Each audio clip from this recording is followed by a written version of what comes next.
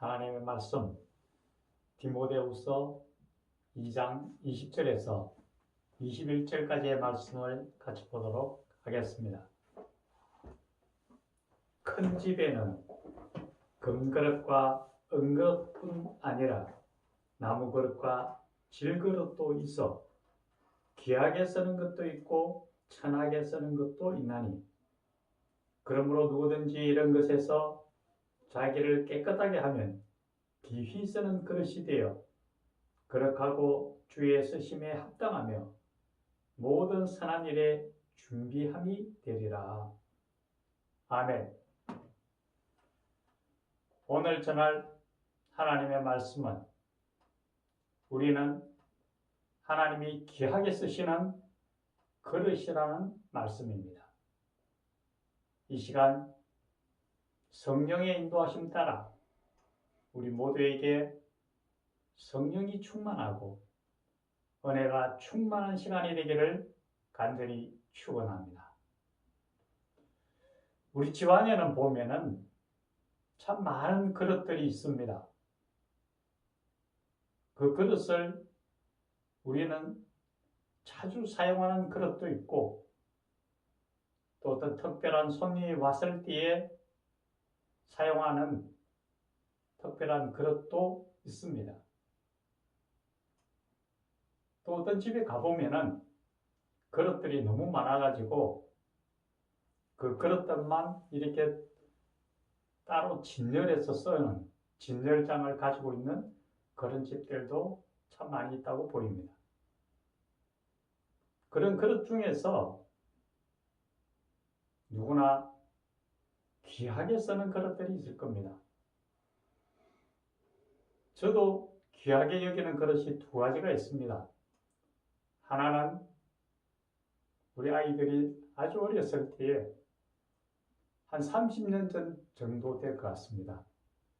애들이 초등학교 들어가서 얼마 지나지 않았던 것 같은데요. 이제 아내가 각각 한 사람 앞에 한 개씩 냉면 그릇을 사온 적이 있습니다. 그 당시에 어머니를 포함해서 5식구였는데요. 그릇 5개를 사왔는데 굉장히 예뻤습니다. 아주 큼지막하면서 다 색깔이 다릅니다. 색깔도 예쁘고 예쁜 그릇이었어요. 그 그릇에다가 라면을 담아서 이렇게 각자 다 앞에 놓았을 때에 애들 뿐만 아니라 저도 볼 때 정말 예쁘고 좋았습니다. 지금도 그 그릇을 보면은 그때의 그 즐거움과 기쁨이 느껴지는 듯해서 귀하게 여기시기도 합니다. 또 하나는 예전에 제가 한강교회라는 교회를 떠나올 때에 그때 같이 있었던 집사님 중에 한 분이 도자기를 하는 분이었습니다. 그분이 제게 도자기 그릇 2개를 선물해 주셨는데, 그 그릇을 참 예쁘기도 하지만은 그 그릇 안에 그분의 마음이 담겨 있는 듯 해서 그 그릇을 쓸 때마다 감사함과 참 큰 기쁨을 느낍니다. 그래서 참 귀하게 여기시기도 합니다. 아마 우리 각자는 이렇게 귀하게 여기는 그릇들이 있을 겁니다. 우리가 일반적으로 여길 때에 어떤 그릇을 귀하게 여길까요? 아마 제가 보기에는 한 3가지 정도 기준이 있을 것 같아요. 먼저는 본인에게 아주 중요한 의미가 있는 경우, 예를 들면 특별한 분으로부터 귀한 선물을 받았다든지, 또 아니면 선조 때로부터 내려오는 유물이라든지, 그럴 경우에는 아마 귀하게 여기지 않을까 보입니다. 또 한 가지는 값을 되게 높게 주고 산 경우, 비싸게 샀을 경우, 그 비싼 물건이 혹시나 깨트려질까 봐서 굉장히 조심스럽게 쓰지 않을까 보입니다. 또 하나는 반대의 경우이지만은 계속적으로 손에 익숙하게 옆에 두고 쓰면서 항상 그것을 내가 사용하는, 우리가 애장품이라 그러죠. 나에게 있어서 꼭 필요한 물건이 됐을 경우, 그 물건이 없으면 굉장히 내가 불편하고 불안해질 수 있는 그런 그릇 같은 경우에도 아마 귀하게 여겨지지 않을까 보입니다. 이런 세 가지가 아마 대부분 귀하게 쓰는 그릇 중에 하나일 겁니다. 그 중에서도 아마 두 가지, 값을 굉장히 높게 주고 샀거나 내가 항상 옆에 두고 쓰는 애장품 같은 경우가 일반적으로 귀하게 쓰는 그릇이 아닐까 보입니다. 그런데 이런 귀하게 쓰는 그릇들도 이것을 귀하게 쓰려면 반드시 성결 조건이 있습니다. 두 가지 성결 조건이 있죠. 하나는 이 그릇이 이미 다른 것에 담겨져 있다면 귀하게 쓸 수가 없습니다. 예를 들면은 내가 귀하게 국그릇을 쓰기 위해서 국그릇을 준비했는데 거기에 소금이 잔뜩 들어져 있어서 다른 용도로 쓸 수가 없다면은 귀한 용도로 쓸 수가 없다는 거죠. 그 용도에 맞게 쓰기 위해서는 이미 다른 것이 채워져 있어서는 안 된다라는 겁니다. 또 하나는 이 그릇이 오물이 묻고 깨어지고 형편없이 불량품이 되었다면 쓸 수가 없다라는 거죠. 오물을 다 제거하고 깨끗해야만 쓸 수 있습니다. 모든 그릇이 아무리 귀한 그릇이라도 귀하게 쓰기 위해서는 다른 게 이미 들어있어서는 안 되고 어느 정도 깨끗해야만 본래의 기능을 찾을 수 있다고 볼 수 있을 겁니다. 오늘 성경 본문에서는 하나님은 토기장이고 우리는 그릇이라고 말씀하셨습니다. 그런데 가장 중요한 것은 우리는 하나님의 가장 귀한 그릇이다라는 사실이죠. 왜 그럴까요? 먼저 우리가 기억해야 할 것은 하나님께서 우리를 위해서 가장 높은 값을 지불하셨다라는 거죠. 우리가 잘 아는 것처럼 하나님의 본체이신 예수님께서 이 땅에 인간의 몸을 입고 오셨고 그 귀한 몸을 십자가 상에 죽으심으로 해서 우리를 죄에서 구속하셨다라는 거죠. 여기서 구속이라는 의미는 내가 대신 값을 지불했다라는 겁니다.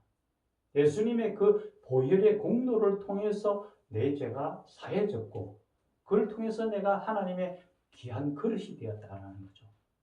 가장 높은, 가장 비싼 세상 어떤 것과도 바꿀 수 없는 그 희생을 하셨기 때문에 우리가 하나님의 자녀가 되었고 구원을 받았고 그렇기 때문에 하나님 앞에서 가장 귀한 존재고 가장 귀한 그릇이 되었다라는 것 분명히 우리가 기억해야 합니다. 또 하나는 하나님께서 항상 우리 가까이 계셨다라는 거죠. 예수님이 말씀하십니다. 내가 세상 끝날까지 너희와 항상 함께 있겠다. 그래서 하나님께서 늘 가까이에 우리와 계시고 우리와 함께 하시는 분이다 라는 사실이죠. 앞에서 제가 다음 주에 말씀드렸던 것처럼 우리가 어떤 기준으로 그릇을 귀하게 여기느냐 두 가지 말씀드렸습니다. 높은 값을 주고 산 그릇, 내가 항상 쓰는 애장품인 그릇, 그 두 가지가 가장 귀하게 여기는 그릇이라면은 우리가 그런 의미에서 하나님 앞에서 우리는 가장 귀하다라는 거죠. 가장 값비싼 희생을 통해서 우리를 구원하셨고 항상 우리와 함께 하시는 하나님이시기 때문에 그러하다라는 거죠. 가장 중요한 내용입니다. 그렇다면 이 귀한 그릇이 된 하나님의 귀한 그릇이 된 우리가 그 귀한 그릇의 기능대로 귀하게 사용되기 위해서는 아까 말씀드렸던 두 가지 성질 요건이 있어야 됩니다. 하나는 이미 세상적인 헛된 것으로 가득 차 있다면 하나님이 우리를 쓸 수가 없습니다. 세상에 헛되고 헛된 것들로 우리가 몰입이 되어가지고 그 안에 이미 들어가 있어가지고 하나님이 쓰려고 하니까 이미 가득 차버렸어요. 쓸 수가 없지 않습니까? 하나님은 우리를 귀하게 쓰려고 하는데 쓸 수 없는 상태가 되어버린 거죠. 또 하나는 우리가 하나님의 그릇으로서 어느 정도 비워지고 깨끗해야 됩니다. 온갖 세상의 오물들이 가득 차 있는데 어떻게 줍습니까? 그런 면에서 우리는 한 번 더 우리가 하나님 앞에서 우리 자신을 살펴봐야 된다는 거죠. 요한계시록에 보면은 예수님께서 이렇게 말씀하십니다. 내가 문 밖에 서서 문을 두드리노니 누구든지 내 음성을 듣고 문을 열면 내가 그에게 들어와 그와 더불어 먹고 그는 나와 더불어 먹으리라 말씀하셨습니다. 이제 예수님이 우리에게 문을 두드리고 예수님이 들어오셨어요. 내 안에. 근데 내가 안에 들어오니까 내 안에 예수님이 머무르야 되는데 방이 다 차버렸어요. 온갖 세상 작것들로 다 차버렸습니다. 예수님이 어떻게 머물 수 있습니까?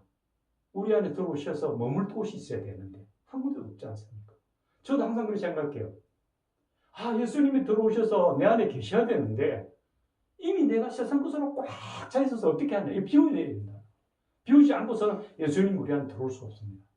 또 하나는 예수님이 들어와서 계셔야 되는데 너무 더러워요. 냄새가 너무 많이 나요. 우리가 하다못해 입냄새만 나도 사람 옆에 가기 힘들지 않습니까? 우리 안에 너무 많은 냄새가 난다면 예수님이 머무기 힘들지 않겠습니까? 저 한 번씩 그렇게 생각해요. 예수님 내 안에 오시면 난 어떤 냄새를 맡으실까? 우리가 우리 자신을 그런 부분에서 분명하게 비워내야만 하나님이 더 크게 쓰실 수 있는 그릇이 된다라는 걸 분명히 알 수 있습니다. 그런 의미에서 우리는 분명히 예수님의 공로를 통해서 구원을 받았지만은 세상 속에서 예수님을 닮아가기 위한 노력이 필요합니다. 그것을 우리는 성화라고 그럽니다. 성화는 우리 노력만으로 되는 건 분명히 아닙니다. 우리가 예수님을 닮고자 하지만 예수님이 될 수는 없습니다. 그런데 그 그림자를 따라가기 위해서 조금씩 하루하루 주님 뜻을 따라가는 거죠. 그래서 머지않아 하나님 나라에서 예수님을 만난다면은 우리가 예수님을 닮아가는 완성을 이루지 않겠나 이렇게 봅니다. 그래서 우리가 하루하루 우리 자신은 분명히 하나님의 가장 귀한 그릇으로 삼으셨다는 걸 본문에서 말씀하셨습니다. 하나님의 가장 귀한 그릇입니다. 그런데 그 그릇을 본래 용도로 쓰기 위해서 너무 세상적인 것으로 채우지 말고 하나님의 말씀과 기도로 하나님 안에서의 하나님의 것으로 채워지고 우리가 조금씩 내가 거룩하니 너희도 거룩하라는 그 주님의 음성을 듣고 조금씩 변화되기 위해서 노력해 나가고 하나님의 손을 굳게 붙들고 예수님을 한 발짝 예수님을 닮아가며 예수님 손을 붙들고 승리하며 살아가는 하나님의 백성이 되기를 예수님의 이름으로 간절히 축원합니다. 같이 기도하겠습니다. 살아계신 하나님 아버지, 우리는 하나님이 쓰시는 가장 귀한 그릇이라고 말씀하셨습니다. 그런데 그 귀한 그릇이지만은 귀하게 쓰기 위해서는 그 그릇이 가득 차서는 안 됩니다. 세상에 헛되고 헛된 것들을 다 버려두고 하나님의 것으로 가득 채울 수 있도록 도와주시고 무엇보다도 주님이 쓰실 수 있게 깨끗함을 덧입혀 주셔서 하루하루 주님을 닮아가게 노력하며 주님의 발자국을 쫓아가는 우리가 되도록 도와주시옵소서. 참 세상 속에서 승리의 삶을 이루며 주님만을 바라보며 늘 주님과 동행하는 우리가 되도록 도우시고 인도하여 주시옵소서. 우리 구주 예수님 이름으로 간절히 기도드려옵나이다. 아멘.